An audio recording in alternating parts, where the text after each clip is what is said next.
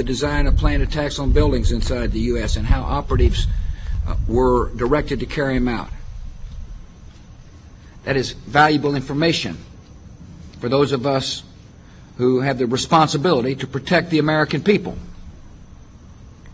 He told us the operatives had been instructed to ensure that the explosives went off at a point that was high enough to prevent people trapped above from escaping. He gave us information that helped uncover al-Qaeda cells' efforts to obtain biological weapons. This is Building 7, a 47-story skyscraper that fell on the afternoon of September 11th. The government says that fire brought it down. However, 1,500 architects and engineers concluded it was a controlled demolition. Over 6,000 of my fellow service members have given their lives. And thousands of my fellow first responders are dying. I'm not a conspiracy theorist. I'm a structural engineer. I'm a New York City correction officer. I'm an Air Force pilot. I'm a father who lost his son. We're Americans, and we deserve... I lost my husband. My son. My uncle. My nephew. September 11th, 2001. Most people don't know a third tower fell that day. The government says fire brought it down. The collapse of World Trade Center 7 was primarily due to fires. I, along with 1,400 other architects and engineers, have found the government's conclusion to be physically impossible. Impossible. We need the truth about what happened that day. Go to rememberbuilding7.org. Why it fell, why it matters, and what you can do.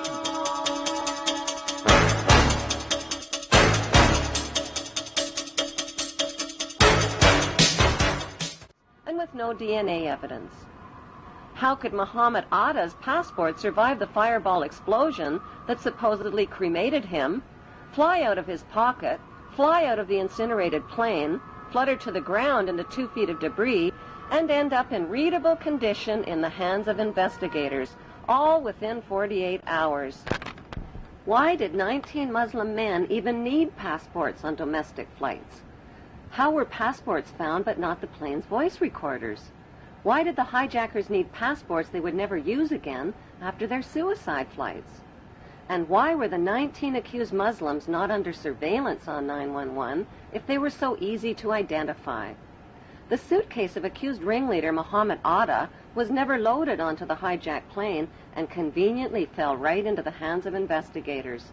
It was jam-packed with incriminating evidence, including a Quran, a how to fly a commercial airplane video, and a fuel consumption indicator. Why would a hijacker about to die on a suicide mission pack a suitcase? It seems Muhammad Atta was a very forgetful ringleader who carried around a lot of Quran holy books. He reportedly forgot one Quran in a Florida strip club, another in a rental car, and still another one in his lost suitcase at the airport.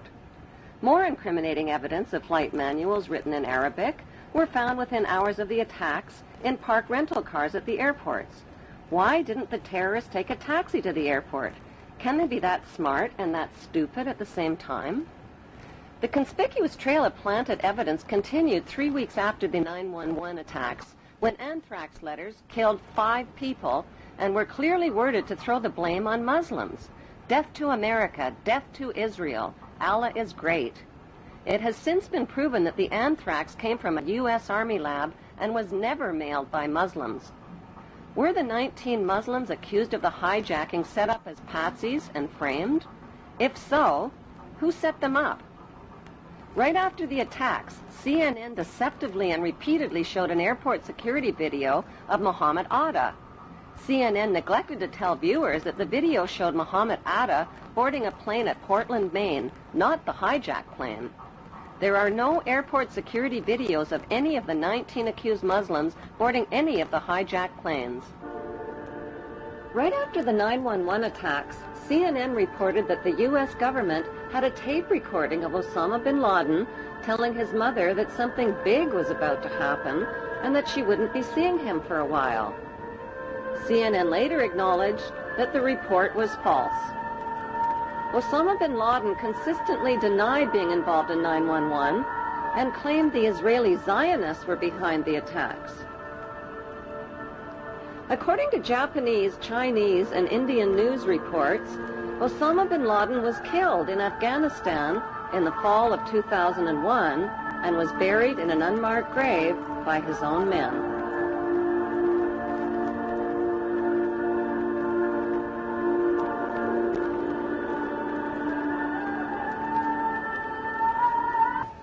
following the money trail. Osama bin Laden.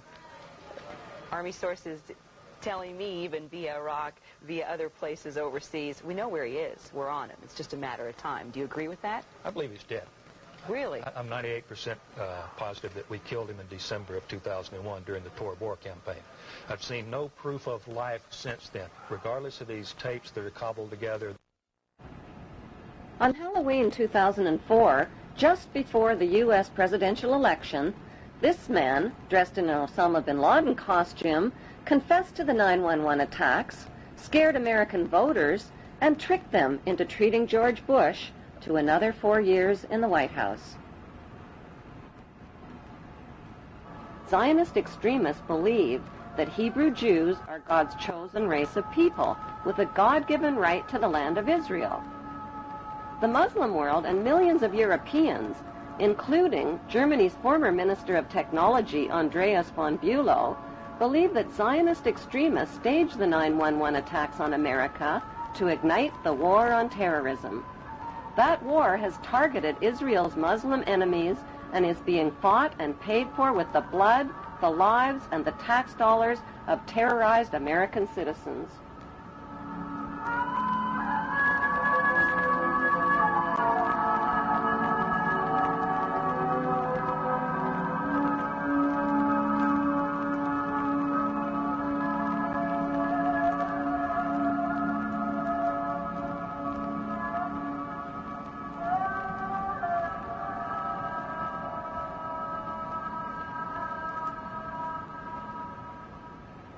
Half the world believes that 9/11 was a conspiracy carried out by Islamic Muslim extremists with financing from Muslim charities.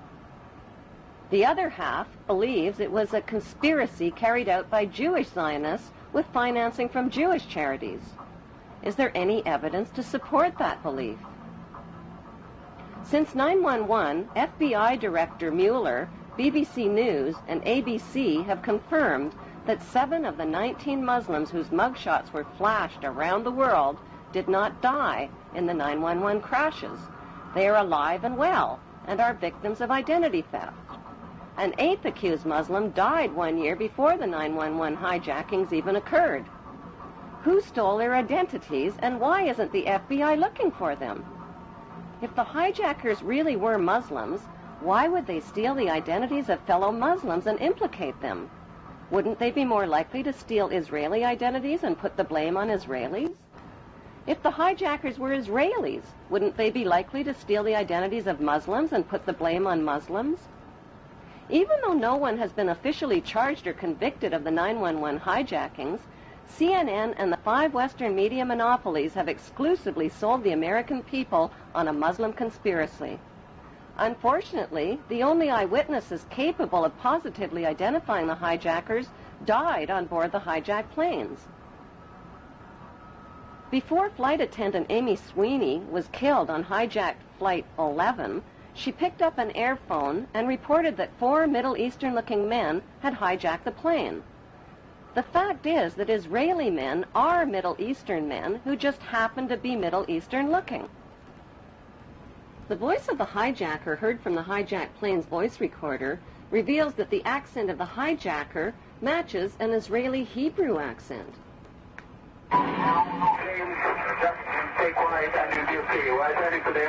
The next transmission comes seconds later. Nobody moves. Everything was okay. If you try to make any moves, the laser itself and the airplane. Let's take one. After 9/11, 1,000 Middle Eastern-looking Muslim men were swept into U.S. custody, but the media kept quiet about 60 Middle Eastern-looking Israeli men who were also taken into custody and held under great secrecy. On December 11th, Carl Cameron of Fox News ran the first of a 4-part series about a group of Israelis who were among the 9/11 suspects. These detained Israelis failed polygraph tests about their surveillance activities against the U.S. and were caught videotaping the 9/11 attacks from different angles. Fox News also reported that the evidence linking these Israelis to 9/11 was classified, but a leaked 61-page report from the U.S. government's Drug Enforcement Agency revealed that another 120 Israelis posing as artists were also rounded up right after 9/11. Carrying counterfeit visas and green cards, the Israelis admitted that they served in the Israeli army in explosives, electronic, and military intelligence units. Did Middle Eastern-looking Israelis who were detained as suspects after 9/11 steal the identities of the accused Muslims? The leaked DEA report revealed that Israelis with Israeli military backgrounds had posed as artists and lived on Sheridan Street in Hollywood, Florida, just down the street from Mohammed Atta and 3 other accused Muslims. On August 18th, 1 month before the 9/11 attacks, a New York Times article by reporter Sheila K. Dewan described a group of 4 foreign artists who smuggled their way into the World Trade Center just months before 9/11. The artists occupied studio space free of charge on the 91st floor with 14 other artists and claimed to be writing a book called The Bee Thing. They also claimed that they constructed a temporary balcony on the 91st floor as a prank. Somehow, these so-called artist pranksters escaped the attention of the World Trade Center's heavy security companies. George W. Bush's brother, Marvin Bush, just happened to be the director of Securicom, which provided electronic security for the World Trade Center. By some mysterious coincidence, Marvin Bush's company also provided electronic security for 911's United Airlines and 911's Dulles Airport. So what were 18 foreign artists really doing living free of charge in one of the world's most expensive rental spaces?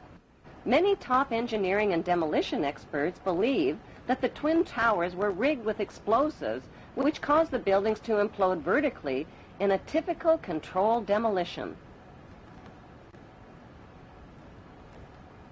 The reason the collapsing buildings looked like a controlled demolition, say experts, is because they were a controlled demolition. Photos and video recordings confirm that explosions occurred at the base of the 2 towers as well as in Building 7 before they fell. On September 24th, firefighter Louis Caccioli told Point Blank, "We